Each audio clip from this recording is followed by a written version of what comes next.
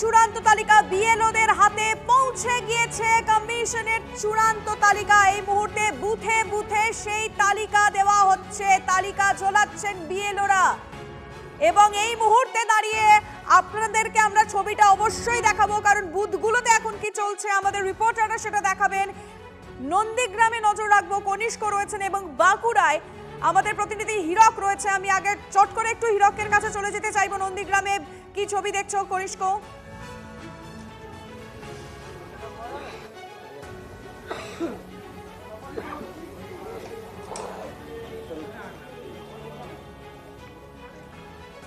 কনিষ্ক, আমার কথা শোনা যাচ্ছে?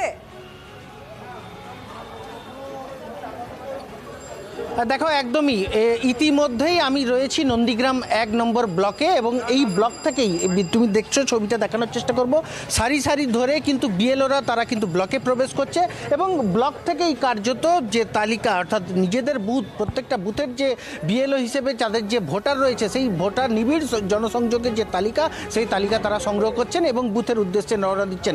ইতিমধ্যেই কিন্তু বহু মানুষজন, বহু বিএলও তারা এতক্ষণ আমাদের সঙ্গে ছিলেন, তারা বলছিলেন বেশ কিছু চর কেন্দ্রেবাড়ি থেকে শুরু করে কেন্দ্রেবাড়ি ঘাট বিভিন্ন বুথের কিন্তু বিএলওরা তারা ছিলেন এবং তারা বলছেন তাদের যে জনসংযোগে নিবিড় জনসংযোগ যে তালিকা, সেই তালিকা কিন্তু ইতিমধ্যে আমি কথা বলে নেওয়ার চেষ্টা করব।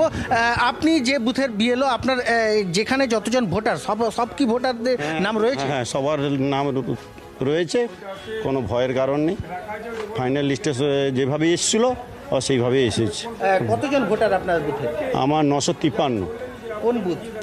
আমার চর কেন্দ্রেবাড়ি, নন্দীগ্রামেই চর কেন্দ্রেবাড়ি, 223 নম্বর পার্ট। এই যে একটা আশঙ্কা তৈরি হচ্ছিল, না, কোনো আশঙ্কার ভয়ের কোনো কারণ নেই। যেইভাবেই ছিল সেভাবে এসেছে। আমার ড্রাফট লিস্ট ফার্স্ট থেকে যেভাবে ছিল সেইভাবে এসেছে, ভয়ের কোনো কারণ নেই। তোমাকে একটু ছবিটা দেখানোর চেষ্টা করব। এই হচ্ছে নিবিড় জনসংযোগের নন্দীগ্রামের চরকেন্দ্রেমারির যে বুথ বিএলও তিনি রয়েছেন এবং তার কাছেই কার্যত তিনি বলছেন যে ভয়ের কোনো কারণ নেই।